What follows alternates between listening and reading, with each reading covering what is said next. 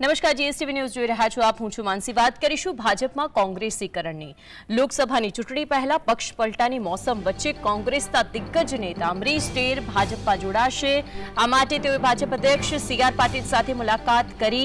આ મુલાકાત બાદ તેઓ વિધિવત રીતે ભાજપમાં કેસરીઓ કરી શકે છે. મહત્વનું તો એ છે કે ડેર છેલ્લા કેટલાય સમયથી કોંગ્રેસથી નારાજ ચાલી રહ્યા હતા અને આ જ સપ્તાહમાં કમલમ ખાતે સી.આર. પાટીલની આગેવાનીની અંદર તેઓ ભારતીય જનતા પાર્ટીમાં જોડાશે.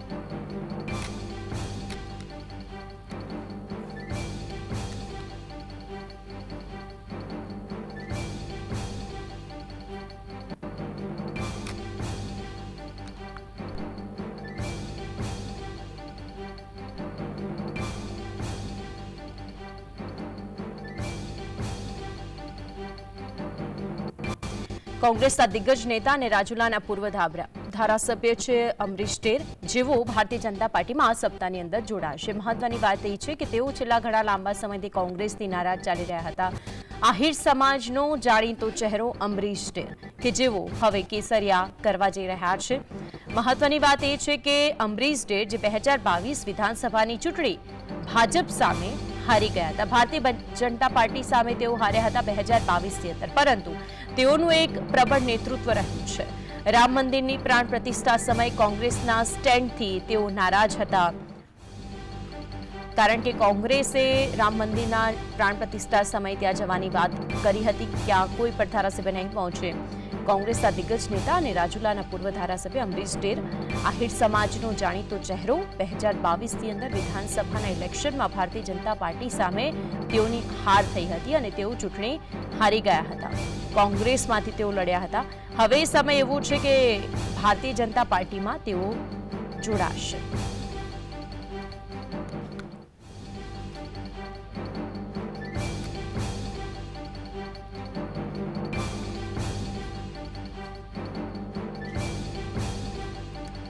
ન ફક્ત અમરીશ ડેર પરંતુ ઉનાના પૂર્વ ધારાસભ્ય છે પુંજા વંશ, તેઓને લઈને પણ અટકળોએ જોર પકડ્યું છે. આખરે એ પુંજા વંશ કે જેઓ તે પણ ભારતીય જનતા પાર્ટીમાં જોડાય તેવી અટકળો છે. કોંગ્રેસમાં રહીને સતત 6 ટર્મ સુધી તેઓ ચૂંટાતા આવ્યા છે પુંજાભાઈ વંશ, અને તેઓ પણ કેસરિયા કરી શકે તેમ છે. 7 વખત વિધાનસભા તથા 1 વખત લોકસભા ચૂંટણી તેઓ લડ્યા છે. 7 વાર વિધાનસભા લડ્યા, 1 વાર લોકસભા લડ્યા અને 2014 લોકસભા તથા 2019 વિધાનસભા ચૂંટણીમાં તેઓની હાર થઈ હતી.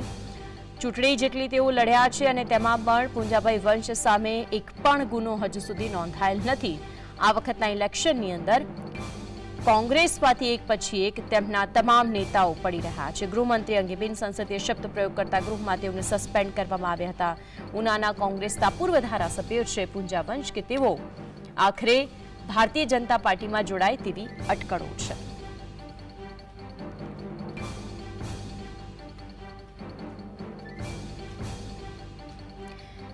હવે વાત કરીશું 2024ની અંદર કોંગ્રેસમાંથી ભારતીય જનતા પાર્ટીમાંથી કોણ કોણ જોડાયું છે તેની વાત કરીએ. તે નેતાઓની વાત કરીએ. ખંભાતના કોંગ્રેસના ધારાસભ્ય છે ચિરાગ પટેલ, જેમણે કોંગ્રેસને અલવિદા કહીને ભારતીય જનતા પાર્ટીનો હાથ પકડ્યો.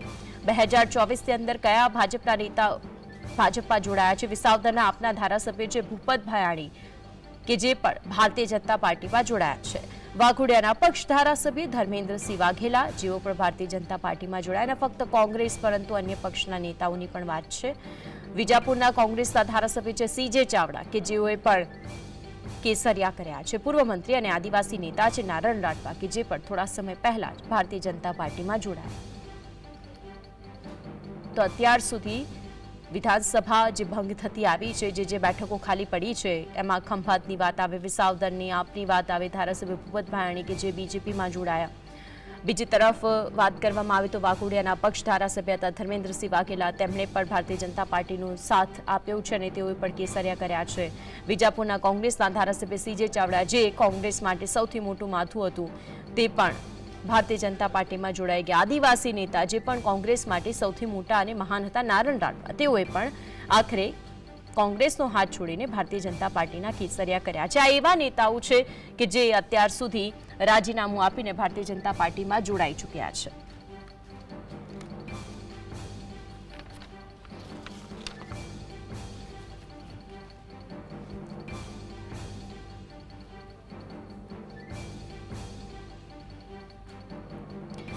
તો આખરે જે નેતાઓ ભારતીય જનતા પાર્ટીમાં જોડાયા હજુ પણ કોણ કોણ જોડાશે તેની તો ચર્ચાએ જોર પકડ્યું છે. આ જ અંગે ચર્ચા કરવા માટે આપણી સાથે મુકેશ ઓઝા જે રાજકીય વિશ્લેષક છે તે જોડાયા છે અને પ્રશાંત ગઢવી તેઓ પણ રાજકીય વિશ્લેષક છે તે પણ આપણી સાથે જો. આ બંનેનું સ્વાગત છે જીએસટીવીની અંદર. મુકેશભાઈ, સૌથી પહેલા આપની પાસે આવું છું. હજુ તો લોકસભાની ચૂંટણીની તારીખોની જાહેરાત નથી થઈ. તે પહેલા એક પછી એક, ચાહે તે આમ આદમી પાર્ટી હોય, ચાહે તે અપક્ષ હોય, ચાહે તે કોંગ્રેસ હોય, તેમાંથી તેમના જે નેતાઓ છે તે તેમનો જ સાથ છોડીને ભારતીય જનતા પાર્ટીની વહારે આવ્યા છે. તમારું શું કહેવું છે? અત્યારના સમયમાં દરેક રાજકીય પક્ષો માટે ચિંતા અને ચિંતન બંને વિષય પર અત્યારે તેઓ કામ કરી રહ્યા છે. કોંગ્રેસ માટે ખૂબ જ કપરો સમય કહી શકાય એવો આ અત્યારે એમનો સમય ચાલી રહ્યો છે. અને એક વાત નક્કી છે, આખા દેશની અંદર, ન માત્ર ગુજરાતની અંદર કોંગ્રેસીઓ ભાજપમાં આવ્યા છે, દેશમાં અન્ય સ્થળોએ પણ જે પણ મોટા નેતા હતા એમને ભારતીય જનતા પાર્ટીની જીત નિશ્ચિત નક્કી દેખાઈ ગઈ છે. એટલે રાજકીય લાભ ખાટવા એમને મનોમન જે લાલચો ઊભી થાય છે અને ભારતીય જનતા પાર્ટીને તેઓનું વગબળ, તેઓની જાતિકરણ સમીકરણ જોતા તેઓને ભારતીય જનતા પાર્ટીમાં સ્વીકાર કરે છે. એટલે ભલે ભારતીય જનતા પાર્ટી જીતે, પણ જે જીતશે તે ઉમેદવાર ચોક્કસ કોંગ્રેસના ડીએનએના હશે, એનું પ્રભુત્વ ધીરે ધીરે વધતું જશે. ભારતીય જનતા પાર્ટી માટે લડો યા મરો, ગમે તે કરો, પણ જીત તો જોઈએ જ, ખુરશી તો જોઈએ જ, સત્તા તો જોઈએ જ, એવી માનસિકતા સાથે ચિંતા અને ચિંતન બંને કર્યા છે. અમિત શાહ ચાણક્ય કહી શકાય અને મોદી સાહેબની આની અંદર ચોક્કસ દખલગીરી હોય છે. તેઓ પોતે નિશ્ચિંત નેતાઓનો અભ્યાસ કરતા હોય છે, લીડરોનો અભ્યાસ કરતા હોય છે. અગાઉ એમણે ભાષણોની અંદર 4 જાતિની વાત કરી. એ ખેડૂત હોય, યુવા હોય, ઈમાનદાર હોય, મહિલા હોય, બધાને પ્રાધાન્યતા આપવાની વાત કરી છે. એટલે આ એક સમીકરણ અત્યારે એવું દેખાઈ રહ્યું છે કે કોંગ્રેસના હોય કે બીજા કોઈ અન્ય દળના હોય, જો તેમની થોડા ઘણા પણ જીતવાની શક્યતા એમની હોય તો એમને તાત્કાલિકપણે ભાજપમાં પ્રવેશ આપી દેવામાં આવે છે. એટલે એક રાજકીય ક્ષમતા પુરવાર કરવા માટે જે કંઈ થઈ શકે તે કરવા ભારતીય જનતા પાર્ટી તૈયાર છે. ખરેખર જો એક પ્રકારે તો એમ કહેવાય છે દેશમાં કે ભારતીય જનતા પાર્ટી એક પ્રકારે આ ચૂંટણી જીતી ચૂકી છે, માનસિક રીતે પણ જીતી ચૂકી છે. સંભાવનાઓ દરેક ટીવી મીડિયા પણ કહી ચૂક્યા છે કે જીતી ચૂકી છે. ત્યારે ભારતીય જનતા પાર્ટીને એ ધ્યાન રાખવું જોઈએ કે કમસે કમ ઈમાનદારી, પક્ષની પ્રતિબદ્ધતા, કમિટમેન્ટ, વેલ્યુ, ઇથિક્સ ને પણ ક્યાંક જાળવી રાખવા જોઈએ. વારંવાર પક્ષ પલટો કરી અને ભારતીય જનતા પાર્ટીમાં આવે અને સત્તા લોલુપ જે પણ નેતાઓ છે, આપણે નીતિશ કુમારનું ઉદાહરણ ચોક્કસ લેવું જ પડે એની અંદર. એ રીતે આપણા કોંગ્રેસના જેમ તમે આગળ નામ બોલ્યા કે ચિરાગ પટેલ, ધર્મેન્દ્રભાઈ, સીજે ચાવડા, નારાયણ રાઠવા, આ બધા મૂળ કોંગ્રેસમાં મહેનત કરેલી છે. હવે એમને કોંગ્રેસના કોઈ પણ નેતા, કોંગ્રેસના હોય કે અન્ય દળના હોય, એ નેતા એમ જ કહે છે કે તમારું પક્ષ સાંભળતા નથી. એટલે મુકેશભાઈ એવું કહી શકાય કે એ ચહેરાઓ ભારતીય જનતા પાર્ટી નક્કી કરે છે કે જે ચહેરાઓ જેની ઉપર તેઓ દાવ રમે અને તે દાવ ખરેખર સાચો સાબિત થાય તો પછી જ એ લોકોને એમની પાર્ટીમાં સ્થાન આપવું જોઈએ. એટલી વાત અહીં સ્પષ્ટ છે. એ તો આપણે ગત વિધાનસભાના ઇલેક્શનમાં પણ જોઈ ચૂક્યા છીએ, પહેલાના 2017ના વિધાનસભાના ઇલેક્શનમાં પણ જોઈ ચૂક્યા છીએ. બિલકુલ. પ્રશાંતભાઈ, આપની પાસે આવું છું. અમરીશ ડેરેક આહિર ચહેરો, જે તે સમયે એક વાત અને એક વાક્ય આપણી સમક્ષ આવે કે એક સીટ ઉપર રૂમાલ હજુ પણ મૂકેલો છે અને કદાચ હવે એ વાતને લઈને સ્પષ્ટતા એવું થશે ખરી કે ભારતીય જનતા પાર્ટીમાં તેઓ જોડાઈ જાય આગામી સપ્તાહની અંદર, તો પછી તે વાતની સ્પષ્ટતાને નકારી શકાય તેમ નથી. પરંતુ એવા ચહેરાઓ બીજેપી લઈ રહ્યું છે કે જે તેમને જીતાડી શકે. અમરીશભાઈ ડેરના કેસમાં વાઘ આવ્યો જેવી પરિસ્થિતિ ઊભી થઈ છે. કારણ કે છેલ્લા 1 વર્ષમાં 3-4 વાર, આમ તો 1 વર્ષની એની પહેલા, મેં તો ગઈ વખતે મને યાદ આવે છે 2019ની ચૂંટણી પછી પણ આવી એક વાત આવી હતી ને, ત્યારે એમણે કથા રાખી હતી. એક હોસ્પિટલ એની કથા હતી ને એમાં 2 દિવસ એમનો મોબાઈલ સ્વિચ ઓફ રહ્યો. એટલે એકદમ વાયુ વેગે વાત પ્રસરી ગઈ કે ભાઈ અમરીશભાઈ જાય છે. એટલે હવે એમના કેસમાં વાઘ આવ્યો જેવી પરિસ્થિતિ છે. ખુદ CR પાટીલે એમના સ્ટેજ ઉપરથી એમને આમંત્રણ આપી દીધું છે. પોતે મૂળ ભાજપના જ હતા, યુવા મોરચામાં બહુ સક્રિય હતા. એટલે એમણે કીધું પાછી ઘર વાપસી કરો.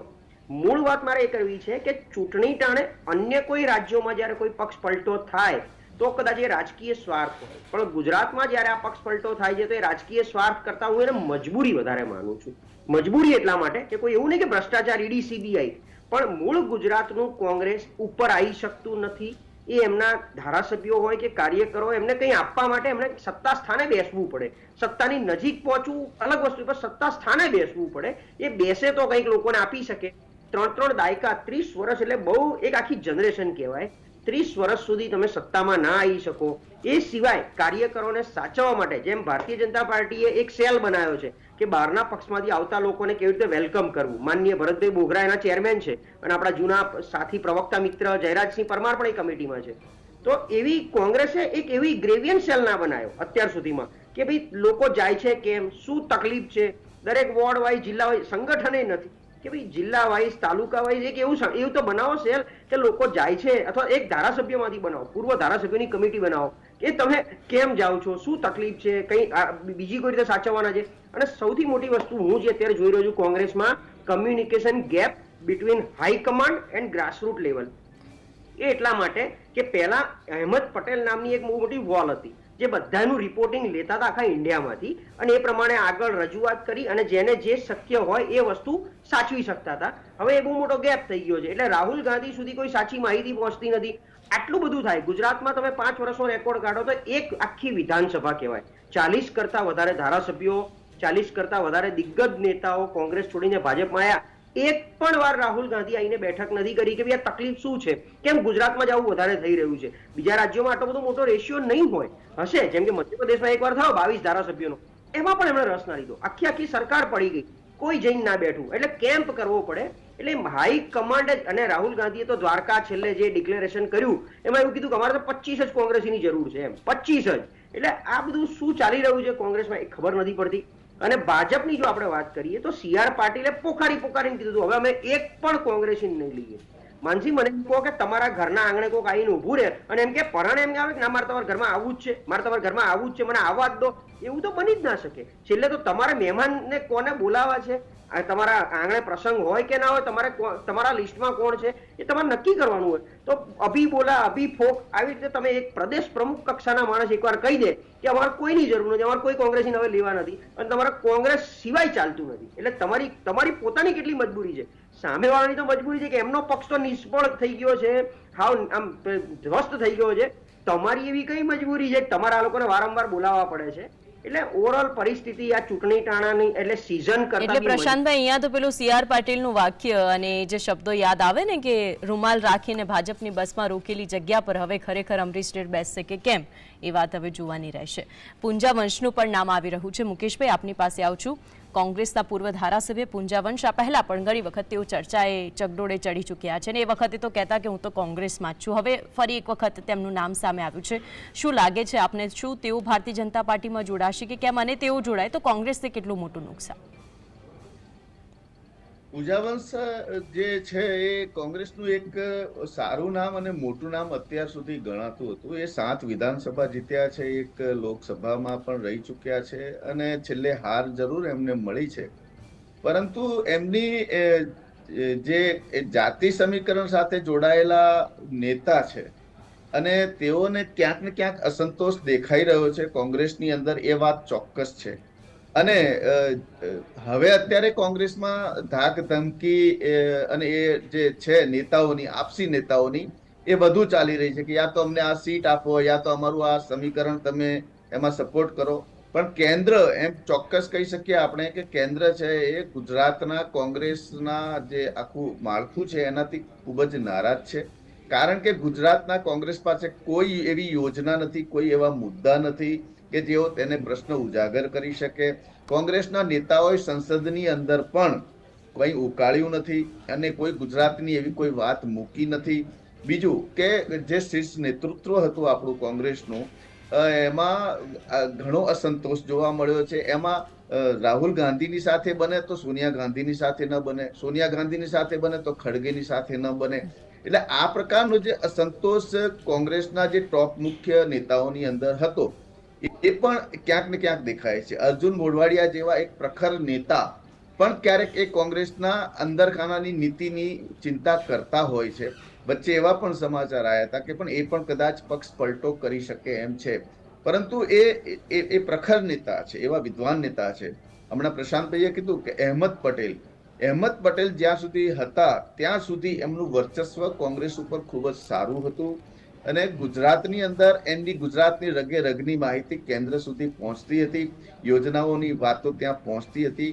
આજે મને કોંગ્રેસના કોઈ પણ એવા નેતાએ કેન્દ્રની સંસદની અંદર કે વિધાનસભાની અંદર એવા કયા એમણે પ્રશ્નો ઉઠાવ્યા છે, ગુજરાતની ચિંતા કરી છે, એમની પાસે કોઈ મેન્યુઅલ છે જ નહીં. એમની પાસે કોઈ ગાઈડલાઈન કે કોઈ સંકેત પણ નથી મળતા. એટલે લોકો જુએ છે, પ્રજા જુએ છે અને એનો ફાયદો ભારતીય જનતા પાર્ટી ઉઠાવે છે. કારણ કે 156ની સીટમાં હવે માત્ર 15 સભ્યો રહ્યા છે કોંગ્રેસના. એટલે એ એમનો અવાજ યા તો દબાવી દેવામાં આવે છે અથવા તો એમનો અવાજ બહાર આવતો નથી. એટલે એક પ્રકારે નિરસ્ત કહી શકાય એ પ્રકારનું વાતાવરણ કોંગ્રેસ માટે ગુજરાતની અંદર છે. કાર્યક્ષમતાની વાત હોય, ઈમાનદારીની વાત હોય, ઇથિક્સની વાત હોય, એ તો બધું ભૂલી જાઓ. કારણ કે જે પણ નેતા હોય છે એમની આવકની અંદર, ચાલે વિપક્ષમાં બેઠા છે છતાંય પણ એમની આવકમાં ધરખમ વધારો થાય છે. કરોડો રૂપિયાનો ધરખમ વધારો થાય છે. કઈ રીતે થાય છે એ ચિંતનનો વિષય છે, ચિંતાનો વિષય છે. પરંતુ ગુનાઓનું પ્રમાણ પણ જોવામાં આવે છે. ગુનાઓ ભલે હશે, ચાલશે, પરંતુ એમનું જાતિ સમીકરણ, જાતિ પરિબળ, એમની ત્યાં વર્ચસ્વતા કેટલી છે એ જોતા એમને સીટ આપવામાં આવે છે. એ પણ ક્યાંક નિયમની વિરુદ્ધ હોઈ શકે, ઇથિક્સની વિરુદ્ધ હોઈ શકે. પરંતુ જ્યારે આજે ભારતીય જનતા પાર્ટી ન માત્ર ગુજરાત, MP, UP યા ઉત્તરના જે પણ રાજ્યો છે તેની અંદર એટલે મુકેશભાઈ એવું થાય ને કે કોંગ્રેસ તો એવું વિચારીને બેઠી હોય કે જાય તેને જવા દો, નવાને અમે સ્વીકારીશું, ને આવું ઘણી બધી વખત આપણી સામે આવી ચૂક્યું છે. પ્રશાંતભાઈ આપની પાસે આવું છે. બિલકુલ, આવું મુકેશભાઈ. અમરીશ ડેર જો જાય છે એ વાતની અત્યારે જ એક અપડેટ જે સામે આવી કે CR પાટીલ સાથે તેમની મુલાકાત થઈ ગઈ છે. હવે આગામી સમયની અંદર તેઓ સપ્તાહની અંદર જોડાઈ પણ જશે, પરંતુ જિલ્લા પંચાયતના સભ્યો સાથે જોડાશે, 4 સભ્યો સાથે. આ પહેલા પણ એ નિવેદન આવે એટલે જો જિલ્લા પંચાયતના સભ્યો સાથે જોડાય તો આખી જિલ્લા પંચાયત સાફ થઈ જાય. ખરેખર કોંગ્રેસ માટે ગંભીર વિષય છે અને વિચારવાનો પ્રશ્ન છે. કોંગ્રેસે અત્યાર સુધી જે કે છેલ્લા 5-7 વર્ષમાં જે ઘટનાઓ ઘટી રહી છે એના ઉપરથી કોઈ બોધ લીધો નથી. બધું જાણે છે તેમ છતાં શાંત છે. નહીતર આપણે 2015ની ચૂંટણીમાં 31માંથી 24 જિલ્લા પંચાયત કોંગ્રેસ પાસે હતી, એમાંથી 3 અચાનક તૂટી પડી. અચાનક એમ, એટલે ક્યારે કોનું શું થઈ જાય ખબર ના પડે. હવે હાથમાં આવેલી જિલ્લા પંચાયત તમારી પાસેથી સમજણ નથી પડતી. મારો અવાજ આવે છે? જી પ્રશાંત જી. સો જિલ્લા પંચાયત ગઈ. એ જ રીતે અમરીશભાઈ, હવે અમરીશભાઈ એક એવું વ્યક્તિત્વ કે ગમે એવી ખરાબ પરિસ્થિતિમાં પણ એ એમની રાજુલાની સીટ કોંગ્રેસના ખોળામાં લાવી શક્યા છે, ખેમામાં લાવી શક્યા છે. પૂંજાભાઈ પણ એમાંનું જ એક નામ છે. હવે આ લોકો જયારે ત્યાં સાચવીને બેઠા હોય, એ સિવાય કાર્યકારી પ્રમુખ પણ એમને બનાયા છે, જો હું ના ભૂલતો, જે 7 કાર્યકારી પ્રમુખ, જેમ પેલા હાર્દિક પટેલ પણ પ્રમુખ હતા, એમ કાર્યકારી પ્રમુખ એટલે પક્ષે તમને એક બહુ મોટી જવાબદારી આપી છે. એ પછી તમારી પાસે આવે છે આ બધું કે તમારે પણ કંઈક કામ કરીને બતાવવું પડે. તેમ છતાં જો આવી પરિસ્થિતિ થાય, એનો બહુ ક્લિયર કટ મતલબ એ છે કે લોટ ઓફ કમ્યુનિકેશન, એક સ્ટ્રક્ચર, એટલે આખું જે બંધારણીય માળખું હોય પાર્ટીનું, એમાં ક્યાંક ને ક્યાંક બહુ મોટી તકલીફ હોય, જેથી આવા રાતોરાત ડિસિઝન લેવા પડતા હોય. એથી વિશેષ ભવિષ્ય, હવે દરેક વ્યક્તિએ છેલ્લા 20 વર્ષ કોંગ્રેસને આપ્યા હોય, એક એવરેજ આયુષ કહી શકાય 30 થી 35 વર્ષની રાજકીય કારકિર્દી હોય કોઈ પણ વ્યક્તિની. 20 થી 25 વર્ષ સાથે વફાદાર રહીને કામ કર્યું હોય, તેમ છતાં પાર્ટી આગળ ન આવી શકતી હોય તો પાછલા 5-10 વર્ષ માણસ એવું ઈચ્છે કે હું સત્તા પક્ષમાં બેસું. પણ અત્યારે જે રીતે ભાજપનો જુવાળ ચાલ્યો છે, અને આજે એક નવી વાત આવી છે કે કદાચ ભાવનગરની સીટ જે કોળી પ્રભુત્વ ધરાવે છે અને મનસુખભાઈ માંડવિયાને પોરબંદરથી ટિકિટ આપી છે, તો ભાવનગરથી જો હીરાભાઈ સોલંકીને ટિકિટ આપે, આમ બી પુરુષોત્તમ સોલંકી ને હીરાભાઈ સોલંકી બે ભાઈઓનું દબદબો ભાજપમાં બહુ રહ્યો છે. ભલે પુરુષોત્તમભાઈ હાજર ના રહે, મંત્રી તરીકે પણ કેબિનમાં હાજર ના રહે, પણ એમને મંત્રી પદું આપવું પડે. એમ હીરાભાઈને જો ચૂંટણી લડાવે લોકસભાની ભાવનગરથી અને ખાલી પડે એ સીટ, એટલે બાય ઇલેક્શનમાં ફરી પાછા અમરીશભાઈને ત્યાંથી લાવે, તો બધી રીતે એમનું ગોઠવાતું હોય તો જ આવું સ્ટેપ મને લાગે છે અમરીશભાઈ લેતા હોય. એ સિવાય આવું કોઈ બોલ્ડ ડિસિઝન અમરીશભાઈ લે એવાના છે નહીં, કારણ કે લેવું હોત તો પાછળ ઘણા સમય થઈ ગયા. રહી વાત ગુજરાત કોંગ્રેસની વાત કરતા હતા, એમાં એક નાનકડી વાત મારે ઉમેરવી છે કે અહીંયા ગુજરાતનું ગ્રુપિઝમ રાજ્ય 10 વર્ષથી એક સંસદ સભ્ય છે નહીં, એટલે ઉપર રિપ્રેઝન્ટેશન સુધી થતું નથી. માત્ર રાજ્યસભાના મેમ્બરો જે દિલ્હીના મેમ્બર સાથે ચર્ચા કરી શકે, પણ એમાં બી એ લોકો એવાને અહીંથી મોકલે છે ગુજરાત વાળા ભેગા થઈને કે અહીંયા જે એમને નડે નહીં અને અહીંયા કોઈ મોટા કટ્ટર હરીફ હોય એમને ઉપર મોકલી દો, જેવી રીતે આપણે શક્તિસિંહને બી ભૂતકાળમાં જોયેલા છે.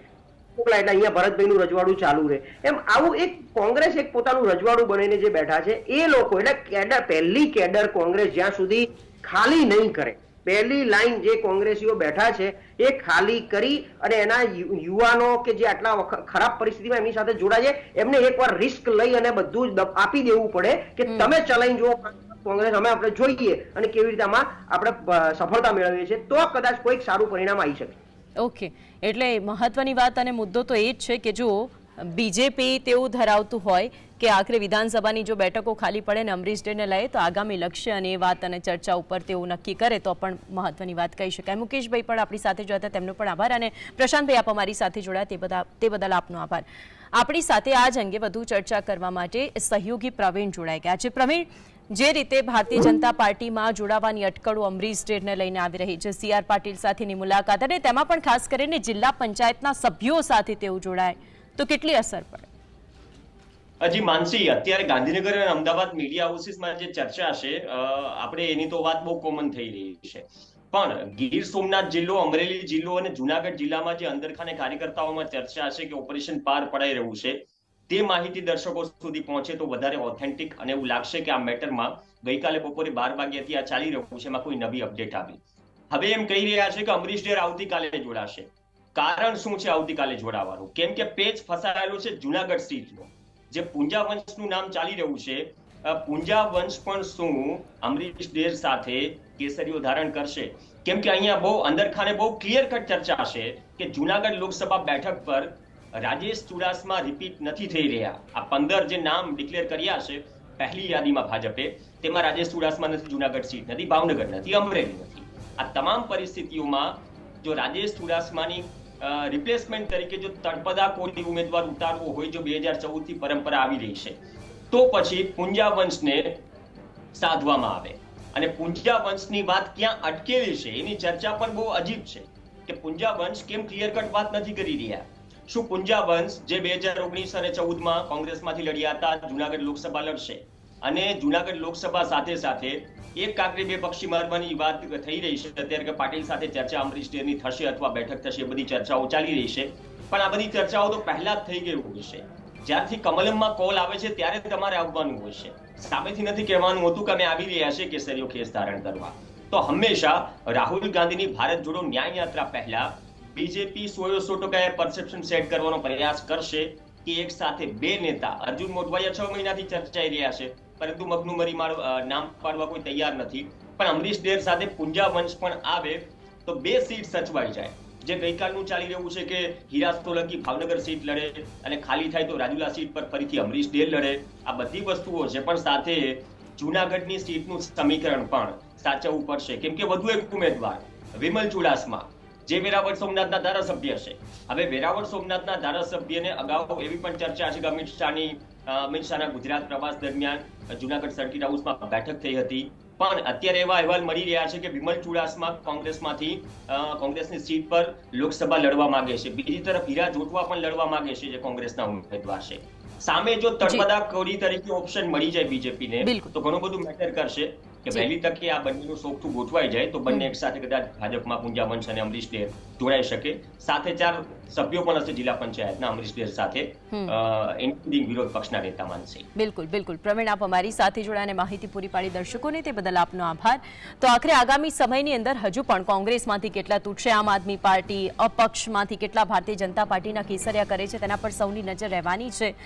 અને એમાં પણ સૌથી વિશિષ્ટ વાત એ છે કે જે નામો ચર્ચાતા હોય છે તે નામો ખરેખર જે તે પક્ષ સાથે જોડાઈને કેટલું આગળ કામ કરે છે તેના ઉપર પણ ધ્યાન કેન્દ્રિત એટલું જ કરવું જોઈએ. આ સાથે વિશેષમાં હાલ બસ આટલું જ. નમસ્કાર.